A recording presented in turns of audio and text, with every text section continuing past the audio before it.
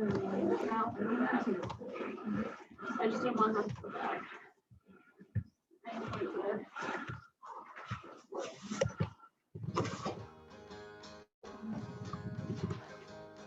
John Brown's body lies a mouldering in the grave. John Brown's body lies a mouldering in the grave, but his soul goes marching on. Glory, glory, hallelujah. Glory, glory, hallelujah. Glory, glory, hallelujah. But his soul goes marching on.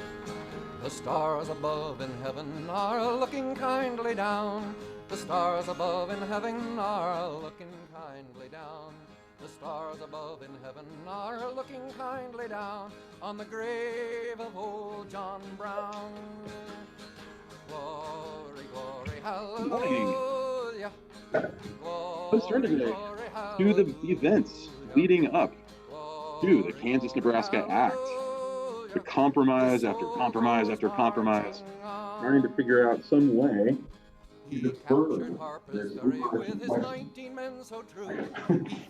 this overarching question about what to do about slavery in the nation, and especially where, in particular, in the South as it existed. That was the real issue for Congress to decide. Of course, radical abolitionists just wanted to end it everywhere, but what was the really important policy question that was looming? Yeah. Yeah, these are territories. Yeah, that's right. Slavery in westward expansion. That's a whole different issue. Because what would happen if more of those territories had slaves in them and decided to become states? What would it do? Yeah, and then yeah, right. It would upset the balance of power in Congress. Yeah, that's right. The House is because of the 2/3 clause, right? The 2/3 compromise. The fact that slaves were counted as 2/3 of a person would give greater leverage to slave interests. They basically used their slaves to advance their political interests. And of course in the Senate, because the senators were elected by state legislatures. And so there's constantly this balance of power going on. And what does the future hold for the country? At some point, everybody knew they were going to have to face this. And then the agitations get really intense. We'll talk about John Brown, John Brown's body, right? The radical abolitionist, the fascinating character in American history. And of course, the radical defenders of slavery on the other side. So let's turn to that today. Let's backtrack really quick, though. Sorry, I skipped one of you. Nikki, you had your brief presentation about, you hear about presidential pets, but there were some congressional ones too. Yeah, tell us. Yeah, so my person was John Randolph, and he was apparently a little eccentric and like quick-tempered, but he would always bring in his dogs to the House chamber when they were having their meeting. And then eventually, who was it? Oh, Henry Clay became the House Speaker, and he wasn't down with that, so he like quietly asked like the doorkeeper to like let the dogs out and kind of like establish his authority. And then after that, they did not get along. Yeah, right. Yeah, John Randolph was a weird guy. He was, a very odd personality. Smart in terms of policy and the interests of his state. And of course, he was a Whig, which is unusual in Virginia. But yeah, he and Henry Clay had this huge falling out over his dogs running between the aisles, right, in the House of Representatives. And House Speaker Henry Clay had finally had enough, especially after one of the dogs peed on somebody's desk, and they were really upset. Get the dogs out of here. Well, this actually caused a major conflict between the two of them that led to, what do gentlemen do when they get into a fight back in these days? Yeah, they dueled. Yeah, that's right. They dueled over a variety of things, but the dogs were the last straw for Randolph, right?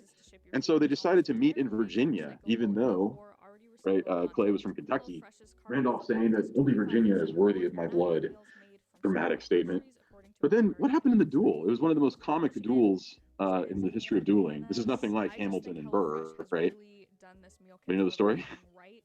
Randolph accidentally fired his gun as he was loading it, and he was all shaken up by that, right? He almost shot himself in the foot. And then they went to the duel, and they intentionally missed each other in the first round. Second round, reloaded their weapons and walked 20 paces and turned around. And again, Randolph fired at Clay and intentionally shot over his shoulder. And Clay just thought that was ridiculous, so he fired his gun straight in the air. And they walked toward each other and shook hands and were friends again. So, all because of the dogs. So, yeah, crazy scenes in Congress. You realize, again, it's always been a wild place. If anything, it's far more civil and orderly today than it was back then. As we'll see, it'll get worse. Consider this. If person A can prove, however conclusively, that he may have right enslaved person B, what follows? Why may not B snatch up that same argument and do what? Enslave person A, asked young Abraham Lincoln in his famous little fragment on slavery. When Lincoln was assassinated, his family collected all these things, and they found these little scraps of paper. And people had seen him with these all through his life, where he would sit down and write little meditations. This one was found in 1854. He might have written it years earlier. We don't know. But yeah, these little meditations on things. If A can enslave B, why may not B enslave A? What reason can A give to enslave B, which B cannot then use that same reason to enslave A? Can you think of anything? Or more broadly, it's not enslaving, but regarding someone else as less than human. What reason can you give to regard someone else as less than human that cannot be flipped around and used to regard you as less than human? Okay, let's try out a few options. Some say it is what? Color. The right of the lighter to enslave the darker. Go ahead and believe that, Lincoln says. But be careful, take care. Because by this rule, by this principle, what? You are to be the slave of who? Somebody a little bit lighter toned than you? Or perhaps the principle is reversed, the right of the darker to enslave the lighter. Okay, then whoever's darkest enslaves everybody else. Okay, never mind, screw that. Just skip that. You don't say it's color exactly, but what? That whites are intellectually superior to blacks and therefore have a right to enslave them. Okay, go ahead and believe that, says Lincoln. But what? Yeah. Someone smarter than you. Yeah. Yeah, that's right. Somebody a little bit smarter than you has a right to enslave you. Can you think of anything else? Lincoln says, but maybe it's none of those things. Maybe it's a question of interest, or really just power. And if you can make it your interest, you have the right to enslave another. Was it in the interest of slave owners to own slaves? Yeah, they sat in the shade and the slaves worked. Obviously, it was in their interest. They generated wealth for the plantation. Very well, says Lincoln, if you believe it is your interest. And if someone else can make it his interest, then he has a right to enslave you. If you don't like that, well, maybe give up this whole slavery idea, or at least justifying slavery and saying it's somehow right and good for everybody, which we know is not true. And if we believe that, Lincoln says, then everybody enslaves everybody. And the only person who is free is the tyrant who has enslaved us all. If we don't want that conclusion, maybe we should go back to the idea of self-evident truths of human equality that are the deep assumptions in our conscience and our whole sense of what justice and right and wrong is. Why do we say things are right and wrong? Where does that come from? A variety of factors, right? You ask people today, right? What will most people say? What makes something right and what makes something wrong? And they'll usually say what? Do people usually know? Not really. They might say religion. They might give religious reasons. That's pretty common. You saw Daniel Webster talk about that, right? Maybe there's something to that. It's just because God says so. But does God just say so because he says so? Is it just an assertion of his divine power? Or is it somehow an expression of his nature? But what are other reasons people give? You ask your typical, social elite, highly educated, what makes something right? And what will they usually say? What are some of the options on the table? We have a lot of social science to explain these things, don't we? What would a sociologist say? We all think that people should be treated equally, right? What would a sociologist say? Well, we're socially conditioned to believe that, right? That's our social value. Is it actually true in a self-evident sense? No. I mean, maybe, but really the point is that we all believe in it. A psychologist would say what? because you have a psychological disposition toward greater equality and generosity, and that can be explained in terms of your inner, your inner complex or something like that. Is it actually true though? Well, who knows? Maybe, maybe not. For Lincoln, though, it is a self-evident truth, and it's not so much that you prove it. It's not like an absolute truth or something like that. Instead, you assume it, right? So you can tell yourself, that all of our concepts of equality are just socially conditioned. It's just what we all like to believe, as 21st century Americans. It's not actually true, though. Somebody can tell themselves that, but then what happens? As soon as someone steals their wallet or disrespects them publicly, what happens? Suddenly your sense of equality kicks in, doesn't it? You say, hey, that's wrong. And it's not just wrong because I'm socially conditioned to believe it. It is wrong in itself. So what Lincoln is pointing to here is something deep in our conscience that we're not often aware of, but it's there, and it shows itself not in theory, not in the lofty realms of higher education, but in just practical day-to-day life. Our sense of justice kicks in all the time. Why do people get angry? Where does anger come from? It's a very revealing passion, isn't it? Anger is always deeply connected to justice, isn't it? Right? You don't just get mad for the sake of getting mad, right? And you can be grumpy and stuff like that, but like genuinely mad over a long period of time. It's usually always because an injustice has been done, either to you or to someone else. That's it. But the amazing thing about this principle is that it's not just out there in the lofty realms of philosophy for us to pursue. Where do we actually find it? In the American regime, deeply embedded in our founding document, in that Declaration of Independence, right? So in other words, an idea that was once out there in the realms of philosophy was now made the cornerstone of the American regime. And for all its flaws, we'll talk about a bunch of them, obviously, we've always appealed back to that. It's always been kind of the guiding principle. Lincoln saw that very clearly. So what does this tell us about the situation with slavery? What did the founders say about slavery? We looked at that last time. Anybody say it was right or good? No. In fact, it was bad not just for the slaves, but also for the slave owners. And it had to end. They didn't know how. It had been forced onto them, right, by the British Empire when they were colonies. But something changes by the 1830s, where slavery goes from being this necessary evil, which was a phrase the founders used. We got to put up with it to maintain the Union. Don't know what to do about slavery or what to do with the slaves, but nobody's going to call it good or right, and no one wants to see it perpetuated. And we saw that in the Northwest Ordinance. We saw it in the writings of the founders. But something happens around the 1830s. You start to hear the rhetoric of slavery, especially from Southerners, slave owners, as calling it a positive good. So in other words, A does have a right to enslave B. Maybe it's race, maybe it's intellect, maybe it's interest, whatever, but there's a natural right, they start to insist. What happened? Why did this transition occur? Well, it's a series of events that seemed to lead to it. One, of course, was the development of cotton, like we talked about last time, and how lucrative that could be. But also, there were some slave revolts. We talked about the one back in 1811, but the really scary one happened in 1831, led by a guy named Nat Turner. Nat Turner was highly educated. His master had invested a great deal of attention into his education. He was literate, and he read about the slave revolt in Haiti years before. And he started to organize this kind of revolt among his fellow slaves, and they rose up and murdered something like 50 white people, and several of the slaves themselves were also killed in this huge, awful riot that happened.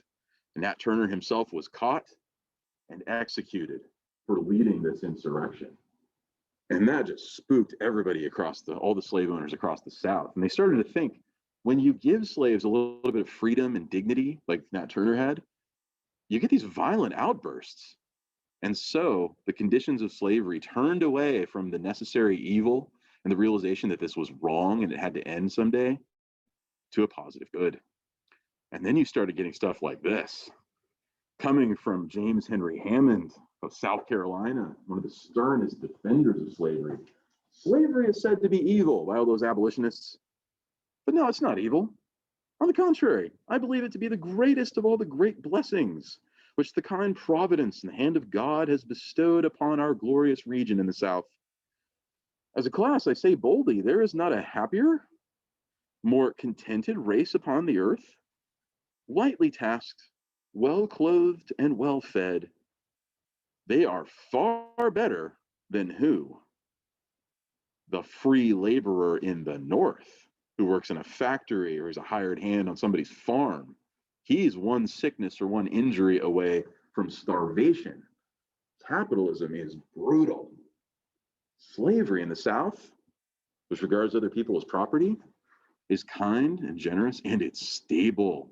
It establishes the hierarchy of human beings that's always necessary, but instead of making it kind of haphazard like they do in the North, they make it formal in the South because it's based on race and it's based on chattel slavery of regarding slaves not as a socioeconomic class, but as property of the private slave owner. Their lives and persons are protected by the law, he says, and all their sufferings alleviated by the kindest and most interested care. Sir, I do firmly believe that domestic slavery regulated as ours is produces the highest toned, the purest and the best organized society that ever existed on the face of the earth. Slavery is a progressive idea, right? We say progress today and we think what? More equality. Actually, back then it was the opposite. Progress meant more inequality, especially along slavery lines, said James Henry Hammond. This was the key to stability and social progress. It should be, it ought to be, the envy of the world. Then there was the economic aspect. If you sail down the Ohio River in the 1830s, 1840s, and look to one side, look to the northern side in Ohio, what do you see? Industry, factories, farmland of free laborers working and generating lots of wealth and revenue, roads and bridges, ships going up and down the river. Look on the south side, Kentucky, and what do you see? Woods. And occasionally you come around the river bend and there's a dumpy little southern town of poor white Southerners who own very little property and have very little economic opportunity. Anybody who's gotten out has gotten out. Then you come around another river bend and you see the plantation, right? This dazzling white house with pillars, lots of wealth and vast cotton fields with hundreds of slaves working in them. So, who has the economic advantage here? The North, because it turns to the free market. The South is not a market economy, it's an agrarian economy, and all the wealth is generated by slave labor into the hands of private residents, the plantation class. The other great defender was, of course, John Calhoun, who I had you read for today. I'll get to him in a second. But yeah, what did he say about slavery? We now begin to experience the danger of admitting so great an error. And what is that great error? That all men are created equal. To have a place in the Declaration of Independence. For a long time, thankfully, Calhoun says it lay dormant. And in the process of time, it began to germinate and produce its poisonous fruits. Now people are looking back to that declaration and believing that it was actually true. He's thinking of people like Lincoln when he says this. It had a strong hold in the mind of Mr. Jefferson. Even though Jefferson owned slaves, he still thought slavery was wrong, but he was wrong to think that. Slavery is right, Calhoun insists. He was the author of the Declaration, which caused him to take an utterly false view of the subordinate relation of the black to the white race in the South. There's a real distance here between the Jefferson generation and the Calhoun generation. Jefferson owned slaves, it was true, but he said that that was wrong. Calhoun and his whole class owned slaves, and now they say what? That it was right. Good for the slave owners, obviously, and good for the slaves. So he's just like Hammond on this point. And then you had a ton of sermons. There's a bunch of these. You can find them online. Sermons about slavery, pro-slavery sermons, looking to passages in the Bible. And there are passages in the Bible. Slaves, submit to your masters, St. Paul says, right? Jesus Christ never comes to end the system of slavery as it existed in the Roman Empire. So clearly, they said, God ordains this order of the races, said the fire-eating sermon, the ministers across the South. Religion, and then came what? Through the course of the 1840s and 50s, a transition in science. Scientific racism, it was called at the time. Probably one of the biggest proponents of this was a guy named John Cartwright. And he published this article in a medical journal. He himself was a physician. And he proposed this notion known as drapetomania. What is drapetomania? It explains why slaves run away. Of course, abolitionist people in the North would say, well, because they want freedom. They don't like being degraded in the slave system. Nonsense, Cartwright said. They have no concept of freedom. No, they run away because there's a certain disease that is airborne. It's transmitted by a germ. The slaves inhale it, and it makes them run away. Now, do you buy that? This is what you call junk science. But it was what everybody wanted to hear in the South. So if religion sanctions it, science sanctions it, right? Then the popular junk science that started to emerge in the late 1840s was, anybody heard of phrenology? What is phrenology? It was thought that you could study the shape of people's skulls to establish their superiority and inferiority. And so they're really big on measuring the skulls of people. Now, of course, again, is there any truth to this at all? No, it's complete junk science. What's remarkable is it actually continued later in Nazi Germany. They were big on phrenology for a long time, thinking that they could prove the superiority of Aryan types over other races. But yeah, religion, science, everything seems to point to this. And drapetomania seems to explain the runaway slave, which came to be the major issue. You can find the ads all over the place online. In the early days, $20, a $20 reward for a returned slave, which was a lot of money back then. But notice what happens. The 1840s, 50s, and 60s, $450, $2,500. Obviously, slaves become a greater and greater commodity. And the problem for the slave owner who has escaped slaves is that they dish out all that money, and pretty soon they paid the bounty hunters to collect them, and pretty soon they paid more than the slave is worth. Something has to give here. And so a lot of slave interests started to say that, hey, don't we have a fugitive slave clause in the Constitution? Remember under Article 4? They need to be returned to us. We shouldn't be putting our own efforts into it. And who should be returning those slaves? Not bounty hunters, highly paid, but the federal government. They started to insist. On the other side, go up to Boston, which was the hotbed of abolitionism. And all of Massachusetts was big on this. And the radical abolitionists really aggressively went after slavery as an institution, starting in the 1830s. And then it started to pick up speed and aligned itself with all kinds of other interest groups. The lead founder of the abolitionist movement was William Lloyd Garrison. You visit the Boston Commons today, you see that statue of Garrison. Anybody seen it? Yeah. So he's a major historical figure up there. And he was all about just ending slavery any way possible. There was no gradual overcoming of this. There was no prudent end to slavery. There was just the absolute moral principle that demanded an end to it. He said in 1844, we now publicly abjure our allegiance to the Constitution of the United States and the Union. As Southerners were talking about nullifying federal laws and the possibility of secession, he said, well, so do we in the North. And we place a broad seal of our reprobation upon this unnatural and unholy alliance between liberty and slavery. The two things cannot coexist. What is that Constitution? It's a deal with the devil, right? He was fond of saying that. It is a pact between good and evil, and there can be no such pact. And so we abolitionists therefore declare the Constitution's obligations, so far as they relate to ourselves, utterly null and void. And we now publicly pledge ourselves to seek in all suitable ways the dissolution of the Union. Justice though the heavens fall was his mentality.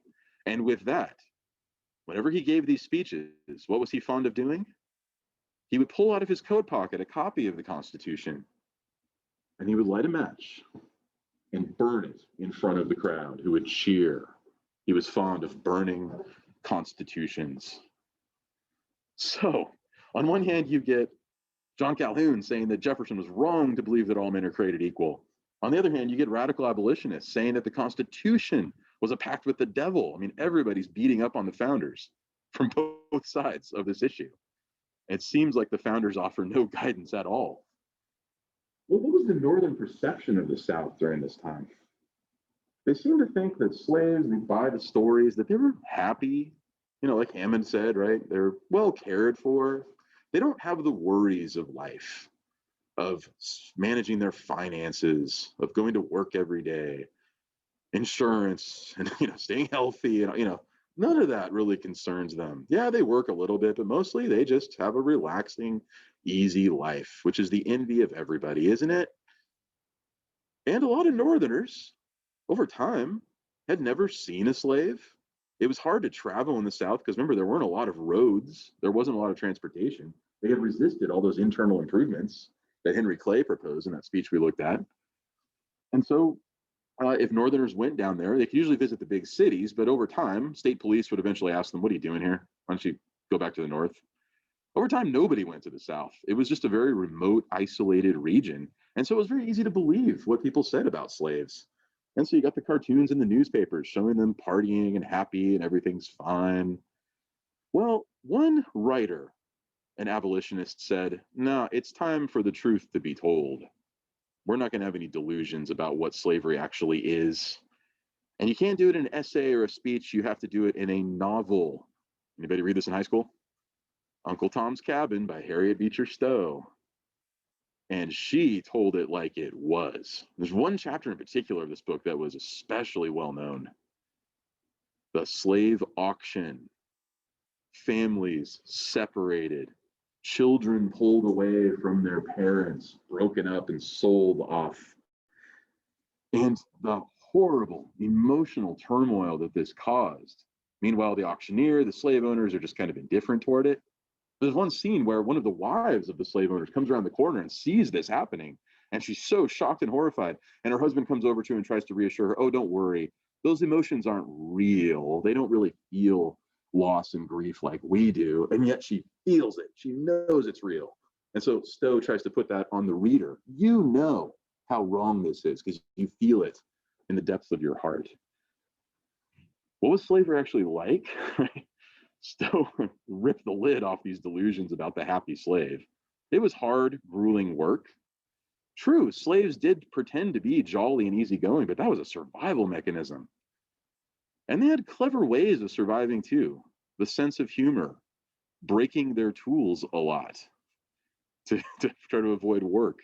Lots of jokes that were cleverly disguised jokes about the master. Songs. What are some of the famous slave songs? "I'm going to Canaan's land." And of course, the slave owner hear that and say, "Oh, good, they're pious and biblical, Canaan's land, like in the Bible, right? Promised land." But what they really meant was what? Canada.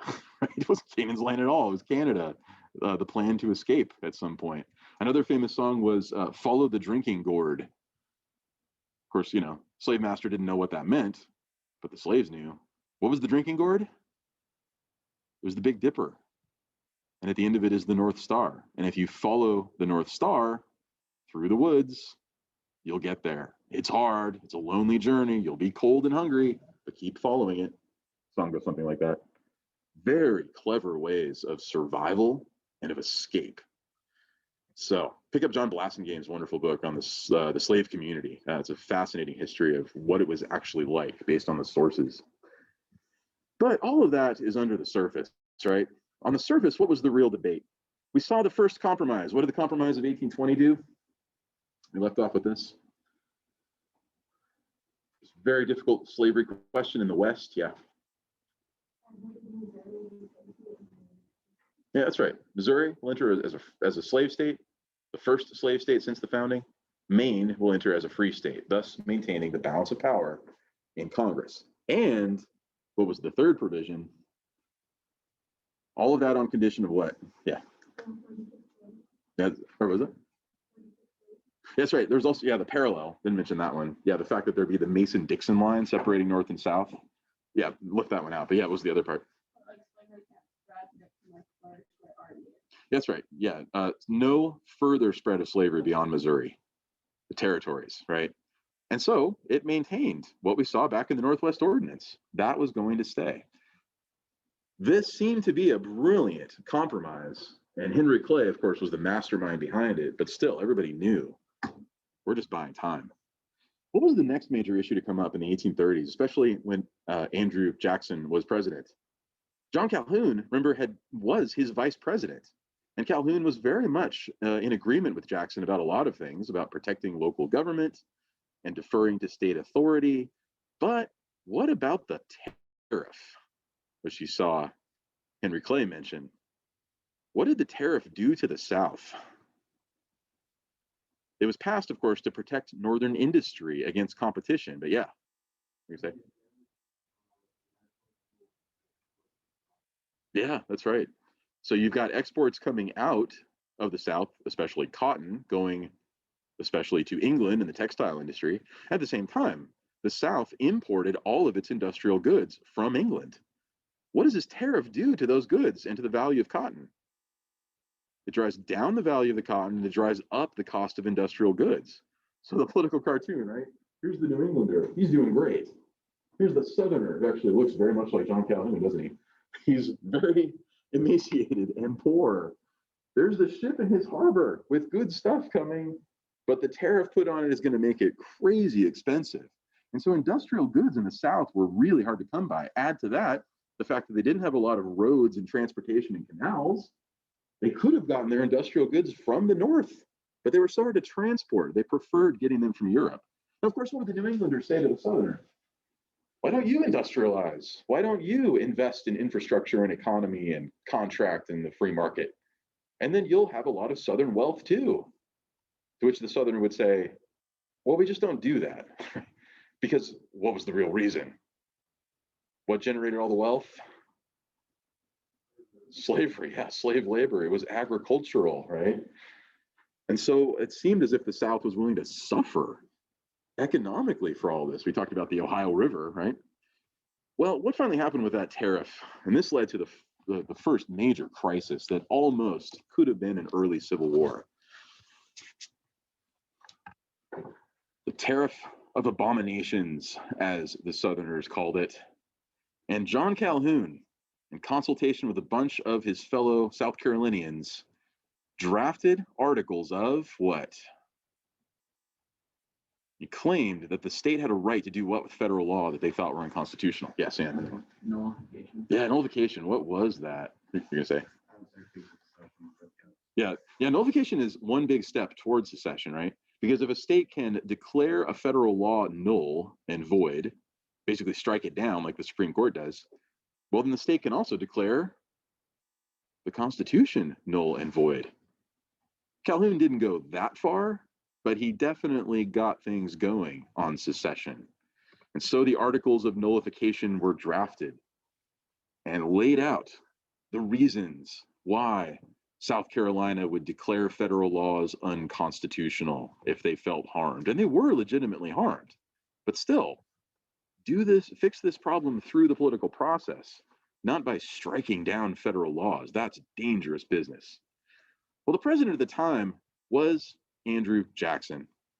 And Jackson saw what was coming here. And as much as he agreed with protecting Southern interests and he didn't really like the tariff, the law was the law and the union was the union. And so he addressed the people of South Carolina. Seduced as you have been, my fellow countrymen, by the delusional theories and misrepresentations of ambitious and deluded and designing men, offhand reference to Calhoun, I call upon you in the language of truth and with the feelings of a father to retrace your steps and recollect the first act of resistance to the laws which have been denounced as void by those who abuse your confidence and falsify your hopes. What is it really? What is nullification? It is treason with a capital T, and subjects you all to the pains and penalties that come with treason, which is capital punishment. Can you consent to become traitors? Forbid it, heaven, he said, pleading with South Carolinians to not go along with this foolish and reckless project. But to keep things simple, what did he say to John Calhoun? Supposedly, according to legend, he said, John Calhoun, if you secede from my nation, I will secede your head from the rest of your body. Take that. And Calhoun scowled back at him, right? And that was the end of his vice presidency. And Calhoun split went back to South Carolina and had himself swiftly elected to the Senate. He was done. But what about this tariff? What was to be done about it? It could easily erupt into an early civil war, especially as Congress turned around and passed the force bill, as it was called, authorizing the president to send the army to South Carolina and force it to comply with the federal law on the tariff. Well, once again, the master compromiser stepped in to save the day. He was especially good at this.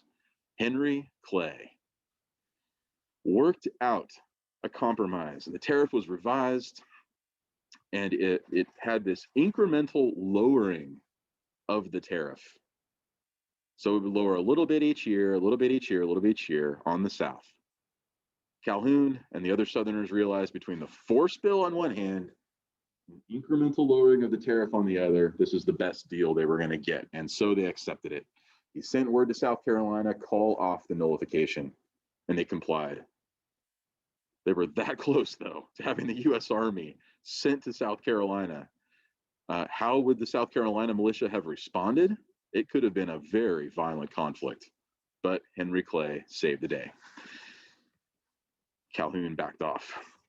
But everyone knew what this actually meant. Nullification would lead to treason, as Jefferson said. Treason leads to civil war. You end in despotism. The Union is the safeguard of liberty. What was the next major issue that had come up in Washington, D.C., especially with those abolitionists? Exercising their First Amendment rights. William Lloyd Garrison was fond, and his organization was fond of taking their newspaper, what was it called? Remember, the Liberator? And stuffing it in envelopes, pulling up the addresses of Southern plantations, and mailing them off in large numbers to the South, just blasting the South with these liberators, people who obviously had not subscribed. And the liberators are coming into the post offices, and there are protests in front of the U.S. Post Office across southern cities demanding that these liberators not be mailed. The post office wasn't going to stop, and so they pulled them out of the envelopes in flagrant violation of federal law and have a huge bonfire, copies of Garrison's newspaper. So again, this is flatly illegal. The mail is not supposed to be tampered with. You steal somebody's mail out of their mailbox, you're looking at a federal penalty. And yet here they were just flagrantly doing it. Well, finally it happened, the reorganization of the post office, and the liberators were sent, but people just threw them into the trash when they received them, which made more sense. But then you had the issue of the petitions. What was that about? Again, a First Amendment right. Liberators, free press. This is the freedom to do what? What does the First Amendment say? You get speech, you get press, you get assembly, and then you've got, what's the last part? Yeah, petition, right? The right to petition the government. And so the petitions came rolling in from abolitionist groups, and they kind of gave up on abolishing slavery completely. Well, some still said that, of course. But what about just ending slavery in the capital city? Suppose you're a northern senator or representative, and you come down there to represent your state, and you're an abolitionist, and everybody back home is an abolitionist, and you've never seen a slave, but then here comes your colleague who brings his 5 slaves or 6 slaves into DC just to insult you, right? The petitions come pouring in. No slavery in the Capitol, no slavery in the Capitol. And what was the great standoff that happened between former President John Quincy Adams and Southern Representative Waddy Thompson, I think also from South Carolina? Thompson demanding that these petitions be thrown out, that Congress not hear them, and that the people who send them be penalized somehow. And what was the master strategy of John Quincy Adams? Very much an abolitionist, son of John Adams, the founder. And what did he do? Very clever move on his part. He said, I'd like to read a petition. Nope, can't have that. Nope, it's going to be a petition from slaves in the South. And immediately, it's uproar in the House chambers. You cannot allow him to do this, and demanding that the speaker shut him down, and then demands that he be expelled. Expel him from the House. This venerable old statesman, former president, son of a founder, They were ready to kick him out. And they took a vote. And the South was overruled for once. And he got up to read his petition. And he said, oh, by the way, this is from a bunch of slaves who argue for keeping slavery in D.C. Right? Nobody saw that coming. He did this another time, and he said, I have an anti-slavery position I'd like to read. And President Book didn't mention this. And he pulled out a copy of the Declaration of Independence, self-evident truths of human equality. So yeah, he really knew how to play his colleagues. John Quincy Adams did. But again, everybody looking west, studying the maps. What does the future hold? What was the next step in westward expansion? Missouri was one thing, but then you had a free and independent republic that had declared its independence from Mexico, the Lone Star State. Yeah. What about Texas? Texas was it's an independent republic, but there was serious consideration about bringing Texas into the Union under the presidency of John Tyler. And Tyler went completely against his own Whig party on this point. And he sent John Calhoun down to negotiate the terms of Texas entering the Union. And they did it so fast that the American public hardly had time to process it. Texas drafted its constitution, sent it off to Congress. Congress accepted it, and it was done just like that. And Texas entered now as the second slave state. There wasn't a lot of slavery there because there weren't a lot of plantations. Texas is more ranches and that kind of thing. But still, another slave state in the Union. 2 more pro-slavery senators? What now? And so Texas is now joined to the Union. There was a dispute, though, about what actually separated the United States from Mexico. Mexico insisted that it was the Natchez River. The United States insisted it was further south, the Rio Grande. Who's right?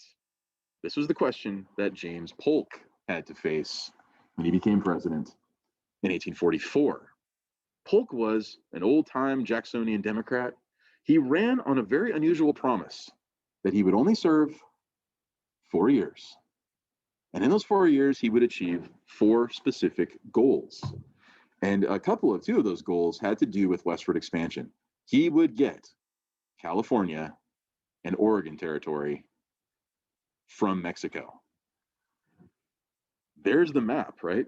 Mexico says that the territory is further east. The United States says it's further west and to the south. Well, Polk marched the U.S. Army right down to the Rio Grande River into what Mexico regarded as its own territory and just parked them there and waited under the leadership of General Zachary Taylor, who himself became president. And sure enough, what happened? The Mexican army shot at them, or so it was claimed. No one ever actually verified this. Polk immediately called it an act of war and went to Congress and got the second declaration of war in our history. So the first one was what, remember? James Madison, the War of 18... Oh, yeah, sorry. Sorry, I keep interrupting. Yeah, James Madison, the War of 1812, now the Mexican War, and it was on. Congress gave him a full declaration, and Polk executed this war so swiftly, invaded Mexico City, sent troops out to California to seize Los Angeles and San Francisco, and the peace terms were negotiated, and the major provision was that Mexico would surrender California and the whole American Southwest to the American Union. He basically bullied Mexico into giving him what he wanted, and he got it, and left office in 1848, an immensely successful president. But leaving the question totally unsettled, what is that territory going to be? Will those be free states or slave states? And immediately, Southern slave interests start clamoring. They must be slave states. In the North, no, they must be free. Back and forth they go, always concerned about that balance of power in Congress. Well, there's one junior congressman named David Wilmot who came up with a plan. And the Wilmot Proviso is like an amendment to a appropriations bill. The appropriations for this territory going to Mexico should include an amendment saying what? Provided that as an express and fundamental condition to the acquisition of any territory from the Republic of Mexico to the U.S. by virtue of any treaty which may be negotiated between them and to the use of the executive of the moneys herein appropriated, neither slavery nor involuntary servitude shall even exist as part of that said territory. The House passed it. The Senate voted it down. But notice what he did here. This is very much like the Talmadge Amendment and the Missouri Compromise. This is very much like the Northwest Ordinance. David Wilmot from Pennsylvania was sure that he was just carrying on existing federal policy, and yet the Senate voted it down. So now, all that territory, and especially California with its lush Central Valley, lots of potential for agriculture out there. And of course, it is today. It's my home state. Did you know that something like 90% of the nation's fruit comes from Central Valley? It's just a very, very fertile region, and certain fruits only grow there, peaches and oranges and things. There's a lot of potential for slave interest in Central Valley. And so all eyes turn to California. And as Abraham Lincoln observed, as California goes, so goes the nation. How true. And then what about Utah territory? What about New Mexico? It's a lot of desert, but still, are those going to be slave states or free states? And then the whole situation with petitions over slavery in the District of Columbia, in the nation's capital. And then the real question, as John Calhoun pointed out, what about the fugitive slave clause? Especially as slaves were not just randomly escaping, but escaping on a very coordinated network known as what? Harriet Tubman was the mastermind to this. What was it? Yeah, the Underground Railroad, a network of safe houses and secret back roads and lots of people all working together to get slaves to the north, to freedom, if they chose. Or sometimes to Cuba, sometimes to Mexico, but mostly to the north. This has got to stop, slave interests said. What are we going to do about it? What did John Calhoun have to say? Which I did read through today, as well as Webster. We'll get to Webster on Friday. But 1850 is approaching. Calhoun is very sick. He's dying from tuberculosis. And his assistants bring him into the Senate chambers. Calhoun, of course, had that very unusual political tactic, the mad dog look. You just look at his photo and you can sense it. If you said something he didn't like, he would just stare at you with that face and you would cringe, right? And he was really good at it. But when he got up to speak, he was remarkably persuasive. And what does he say in this speech in 1850, which he didn't actually deliver because he was too sick? Instead, he wrote it down and passed it to one of his attendants who read it out loud to the Senate. But yeah, let's face the question head on. The slavery agitation. Who's causing it? Who does he blame? Yeah, the North, right? The South is innocent and pure. He himself is a victim. He and his fellow slave owners are victims. They just play up that self-pity like crazy. He was really good at it. We should diagnose the problem. The reason for the agitation is Southern discontent. We're just living our lives the way we have for generations.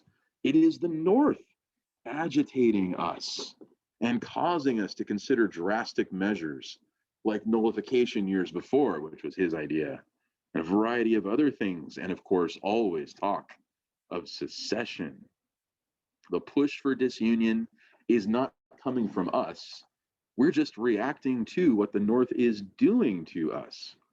And what is the greatest insult of all? Not so much abolitionists who want to end slavery, they're one problem, but the fact that the federal government is not allowing them more slave states out in those territories. True, they got Missouri, they got Texas, but what about California? That's what everybody's looking to. The fact that they are excluded from this westward expansion, the equilibrium in the House and Senate is being destroyed, and it's being destroyed because of legislation and the decisions that Congress is making. Let's consider what Congress has done. 3 major points. So what are those 3 points he looks at? We'll lay these out now and we'll come back to it on Friday. What's the first one?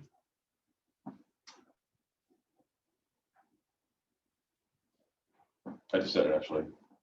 Yeah, what's the first one? You're being excluded from new territories. That's right. Yeah, those territories are the property of everybody. Anybody can go out there, but by keeping slave owners from bringing their slaves, which are just their property, he thought, this is a major insult to them. And as a result, what's going to happen? It's going to get more and more tense as the balance of power is disrupted in Congress. The second point, which we saw a minute ago, was what? Yeah, the taxation. Of course, by that he means the tariffs. The tariff of abominations and other tariffs, and there had been a compromise reached, but still, Congress is really prone to protect Northern industrial interests in a way that also punishes Southern agrarian interests. Plus, putting taxes on their exports of cotton. They're starting this fight, Calhoun says, not us. And last but not least, the greatest insult of all, and here he goes really to the heart of the matter, in a way that people in the Senate were very reluctant to do. Who's really agitating over slavery? Who are they? People like William Lloyd Garrison, sending copies of the Liberator, the abolitionists, who seem to think this crazy delusion like Thomas Jefferson had years ago, that slavery is evil and inhuman. They're hostile toward it. They think that what God has made unequal actually somehow is equal, he says. It's obviously very racist when he says that. But see what he's doing with it, right? He's looking at slavery and saying, no, it's not evil. It's good and right, and all ought to accept it as normal. They see themselves as implicated in the sin by being loyal to the Constitution, except for Garrison, who then burns his Constitution, like we saw. They regard slavery as a crime against humanity and as a sin against God. And they are ready to choose abolition, even if it destroys the Union. So there's the tension that he lays out. Let me come back. Let's think about that a bit more and then turn to the response from Daniel Webster and the Great Compromise of 1850. And then we'll turn, of course, to the major law coming up, the Kansas-Nebraska Act of 1854. Why not just let people choose for themselves this moral question? Have a wonderful day, and I'll see you all on Friday.